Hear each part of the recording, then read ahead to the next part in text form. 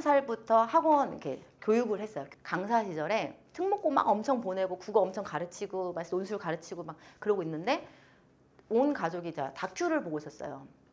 다큐에서 정말 경제적으로 너무 어려운 아저씨가 쪽방촌에서 숨을 거둔 거예요. 너무 경제적으로 어려워서. 근데 베개맡에 돈봉투 10만 원, 내 전재산이다, 내 시신을 걷어주는 분에게 너무 감사하다 라고 하는 그런 영상을 딱 찍었는데, 제가 그걸 보면서 온 가족이 있는데 27살 때 엉엉 운 거예요. 그 자리에서 엉엉 울면서 내가 이 분들, 이런 사람들을 위해서 내가 무엇을 해줄 수 있을까? 내가 돈을 기부를 할 수 있을까? 근데 이 기부금이 어디로 가는지 모르겠다. 그 와중에.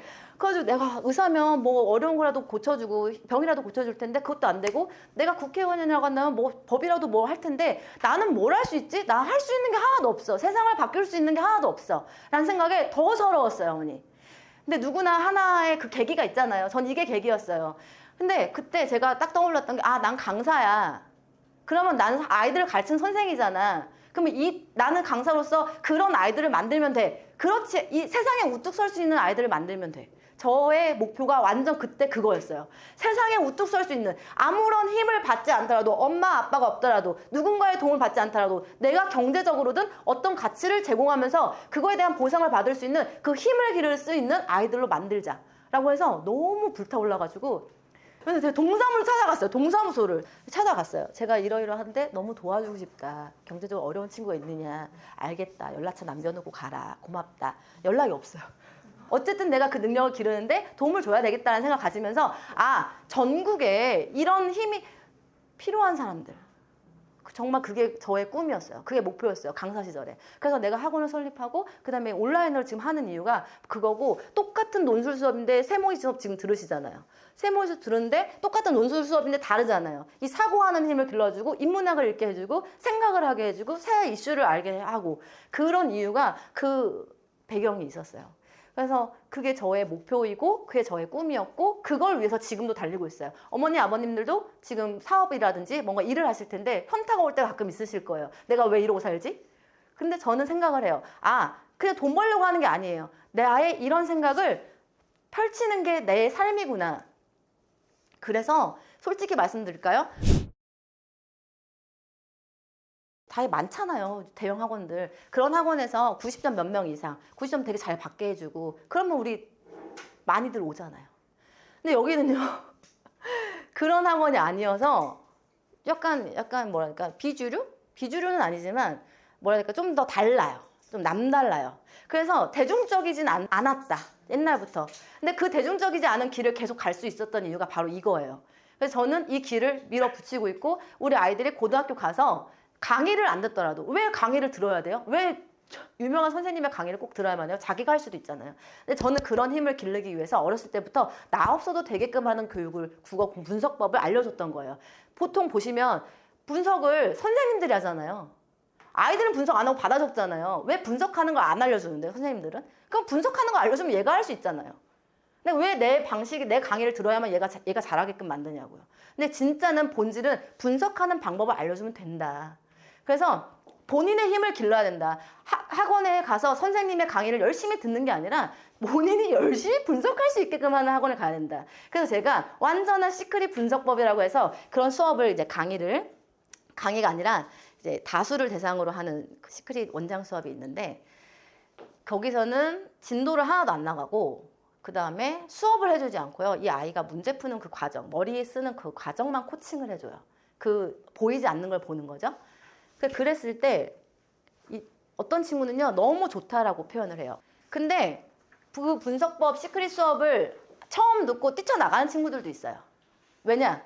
선생님이 자꾸 안 알려줘. 선생님이 자꾸 다시 풀으래.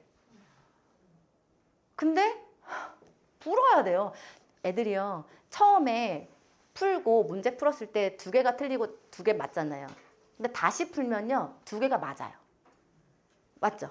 근데 처음에는 라이트하게 읽은 거예요. 근데 두 번째 읽으니까 더 깊이 읽어진 거예요. 그러면 처음부터 이렇게 읽으면 될 거 아니에요. 근데 왜 2번 읽어서 이렇게 되냐 이거죠. 그러니까 너가 처음에 읽는 이런 너의 수준을 2번 읽고 3번 읽고 4번 읽어서 자꾸 사고가 깊어지는 걸 경험을 해야 되거든요. 그러니까 알려주면은 지나가다 들은 엄마도 이해가 돼요. 선생님 설명해 주는 거는. 근데 그거는 이해만 하고 그냥 아 맞아 그래 그렇지 라고 하는 이 결과를 아는 거거든요. 근데 생각을 해서 자꾸만 공부를 시키고 얘를 자꾸만 생각하게 하는 건요. 이렇게 생각할까? 저렇게 할까? 이게 맞나? 저게 맞나? 하면서 이 사고가 굉장히 확장되는 거예요. 그래서 그렇게 공부를 하는 게 맞다. 오늘 오셨을 때 고교학점제 다 알고 계시고요. 수능 통합 다 알고 계시고요. 그래 뭐 28년도 변화되는 거 이슈 다 알고 계시잖아요. 5등급제 다 알고 계시잖아요.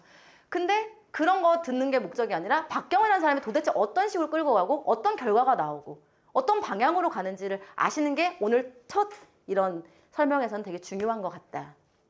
학습력의 비밀은 바로 분석과 생각하는 힘에서 나오는 거다. 그거는 확실하다. 그게 핵심이다. 좋은 선생님을 따라다니거든요. 찾아다니거든요. 근데 인강 들으면 돼요. 그러면 인강 들으시면 되잖아요. 근데 인강 듣는 아이들 얼마나 많아요. 얼마나 많은데 누구는 1등이고 누구는 1등도 아니잖아요. 그거 아니잖아요. 근데 그게 뭐냐면은 이 선생님의 문제가 아니다. 좋은 강의가 문제가 아니다. 박시전 여기서 강의하나 저기서 강의하나 똑같은 내용은 교사용에 다 있어요. 그게 중요한 게 아니다. 얘가 박시전을 봤을 때 분석할 수 있느냐 없느냐가 중요한 거다. 문법 5번 돌렸어요가 의미가 있는 게 아니다. 문법을 얘가 해낼 수 있느냐가 의미가 있는 거다. 강의를 5번 들어봤자 무슨 의미가 있겠어요, 어머니. 근데 이건 선생님, 박경은 선생님만의 특징인가요? 이게 백날 국어만의 특징인가요? 아니요. 공부 잘하는 아이들 특징이에요. 이 말이 선생님 신빙성이 있나요? 이거 못하면 우리 아이 어떻게 해요? 못하면 솔직히 말씀드릴게요. 공부를 안 하겠다는 뜻이에요. 공부를 잘하고 싶으면 이걸 해야 돼요. 자기가 해야지. 공부를 잘하고 싶은데 자기가 해야지. 공부 잘하고 싶은데 강의를 열심히 들으면 그런 아이들도 있잖아요, 선생님. 강의 열심히 들어서 되는 아이들도 있잖아요. 그런 아이들은 집에서 자기가 생각하죠. 네. 그러니까 생각을 하는 힘을 길러야 되는 게 맞다. 어떤 현상이 생기냐면요. 고등부 딱 가면요. 대형 학원을 이제 빛나는 학원을 가고 싶어 해요. 선생님이 빛나는 학원. 그래서 가서 열심히 막 적고 필기 열심히 해요. 5주 특강, 6주 특강 막 이렇게. 5주 특강, 중간고사 5주 특강, 6주 특강. 그렇게 할 수밖에 없어요. 왜? 시간이 없으니까. 공부할 시간이 없으니까. 근데 그렇게 하고 써머리본도 엄청 받아요. 근데 이거 다 자기 게 안 되죠. 그러니까 성적이 안 나와요. 그러다가 성적이 안 나오는데 엄마 이번에도 그냥 열심히 또 해볼게. 내가 또 노력해볼게. 그리고 고등학교 때, 중학교 때 90 나왔었으니까 그래 조금 더 해봐라. 시험이 어려워졌으니까 네가 그럴 수도 있다. 기말고사 또 열심히 해요. 성적이 또 안 나와. 여름방학이 왔어. 영어 수학 점수도 안 나와. 영어 수학 학원을 막 다녀. 그러다가 국어를 놓쳐. 맞잖아요. 여름방학 짧으니까 영어 수학 돌리죠. 그러다가 학원을 또 세팅을 막 해야 돼. 여긴 좀 아닌 것 같아. 다니다 보니까 좀 아니야. 그래서 막 세팅을 해야 돼. 세팅하려고 막 다 상담 다 하다 보니까 다시 중간고사 시즌 딱 왔어. 5주밖에 안 남았어. 그럼 아무나 넣어주세요. 우리 이 학교 봤나요? 그러면서 또 들어가요. 강의를 또 막 들어요. 근데 또 점수가 안 나오죠. 그러면 너 혼자 해봐라. 공부는 네가 하는 거야.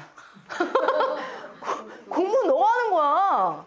선생님이 중요한 게 아니야. 너가 해야지. 그 말 나오잖아요. 네, 그 말 나와요. 근데 그 공부는 너가 하는 거야. 그때 하면 늦어요. 중학교 때 하게 만들어야죠. 왜 그때 해요? 네, 근데 그때 해서 기말고사가 또 왔어. 기말고사는 끝물이니까 또 어떻게? 다니던 데 다녀야지. 다니던 데 다녀야죠. 공부를 해. 근데 겨울방에 왔어. 아, 윈터 간대, 윈터. 윈터 가. 윈터 막 가. 윈터 가서 막 하루 종일 풀로 공부하려고 그때 막 2달간 막 빡세게 해. 빡세게 한다 될까? 안 되죠. 지금까지 4년이라는 시간을 안 했는데 이 2개월이라는 시간 동안 뭐가 되냐고요, 어머니. 안 돼요.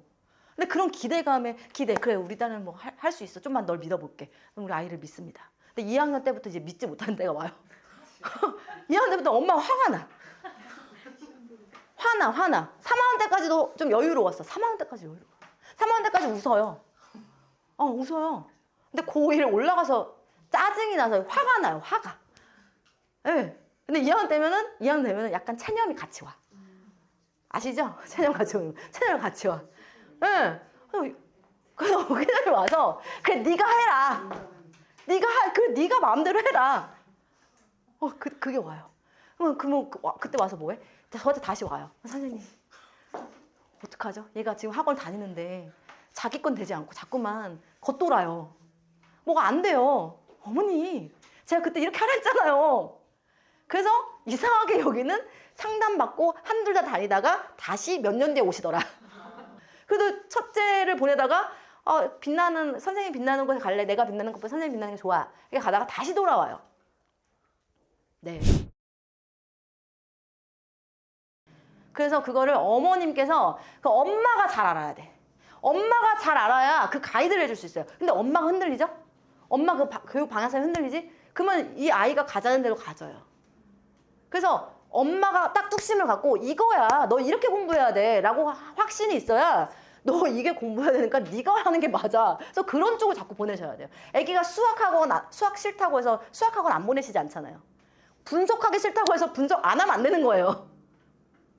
우리 아이 분석 못 하는데요? 못 하니까 하는 거죠. 수학 못 하는데 수학 못 하니까 수학학원 다니는 거죠. 분석이 이게 맞을까요? 안 맞으니까 시키는 거죠. 그래서 이 분석이 우리 아이한테 이 공부법이 맞을까요? 그 공부법이 맞아야 돼요. 공부 잘하려면. 그래서 지금 어떤 아이들은 정규권 아이들은 어머님도 다 들으시면 알 거예요. 자기가 정규권 진짜 친구들만 보면은 그룹 과외를 하기도 하고 대형 학원 가서 뭐 질문하기도 하고 아니면 소형 학원 가서 진짜 쏙쏙 질문해가면서 막 그 이유가요. 얘는 아니까 질문할 거리가 있는 거예요. 근데 그 분석을 할 줄 아는 아이들은 자기가 분석하고 맨날 제가 말씀드린 거예요. 분석을 막 다 하고 이 중요한 포인트를 잡아서 질문을 하거나 아니면 선생님이 강의를 딱 해주는 게 총정리죠. 공부 잘하는 아이들은. 근데 그렇지 않은 이 분석법을 모르는 아이들은 어떻죠? 딱 이제 필기구, 형광펜, 빨간색, 파란색 해서 쫙 깔아놓고 이제 거기서 이제 열심히 강의 듣고 공부인 줄 알고 이제 필기 다 하는 거죠. 10가지, 5가지 정리해 준 걸 가지고 머릿속에 공부를 막 하면서 그걸로 적용하려니까 안 되죠. 그러니까 뭐냐면 분석을 할 수 있는 아이는 분석을 자기가 하고 총정리를 듣는다. 근데 분석을 하지 못하는 아이들은 분석해 주는 걸 듣고 있다. 그러면 그거 선생님 언제까지 이렇게 공부해야 돼요? 솔직히 말씀드릴게요. 고3 때까지 해야 돼요. 근데 제가 가이드라인을 정확히 정해드릴게요. 언제? 중3 때까지만 하자. 중3 때까지만 최선을 다해서 하자. 그리고 나서 능력을 최대치로 끌어올리고 나서 고등학교 1학년 때부터는 소화할 수 있는 능력을 길러놨으니까 그때는 강의 들어도 돼요.